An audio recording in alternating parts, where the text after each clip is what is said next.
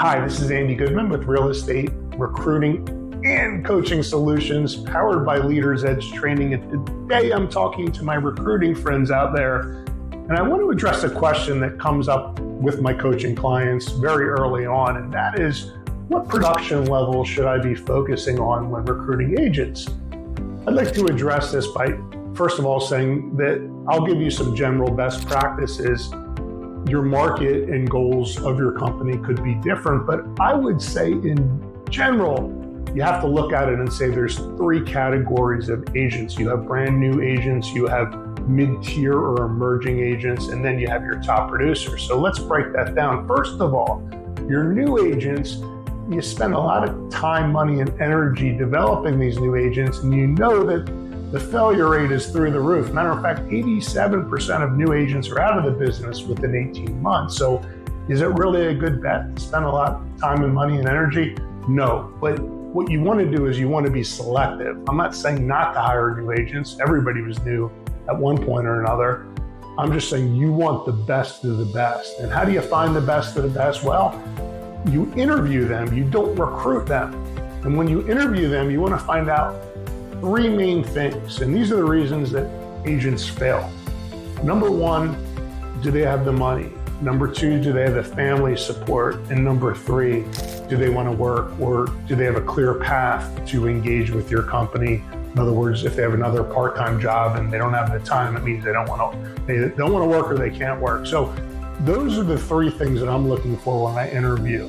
And I always make my opportunity for newer agents exclusive. We do not hire lots of new agents. We're looking for the best of the best. So I have 2 opportunities this month, and I make that clear when I interview new agents, and that'll help them make the decision faster if you like them and it's a mutual arrangement. Number 2, the mid-tier agents. These are your emerging agents.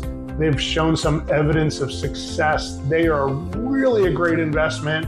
Again, if you're selective, these agents are coachable and they have a big upside. And like I said, that evidence of success has demonstrated that they're able to push through to the other side. And then you have your top agents. I mean, these can be gold or these can be a nightmare. If it's a solo agent and not a team, the benefits of a top agent would be that they attract other agents. They're great for their culture.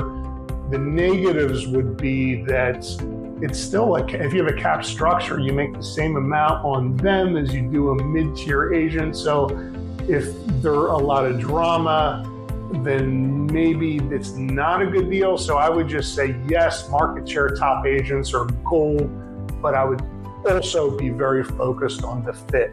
So that's my suggestions for the recruiting categories. I do cover all that in the Ultimate Playbook for Recruiting and Retaining Real Estate Agents, available on Amazon for a small cost and a huge return on investment.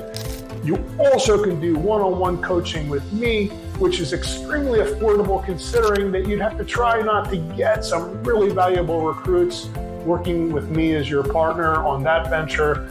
So if you're interested, reach out on that or buy the book, or just check in every week and like and subscribe to videos, because I'm gonna help you on your journey to recruit agents.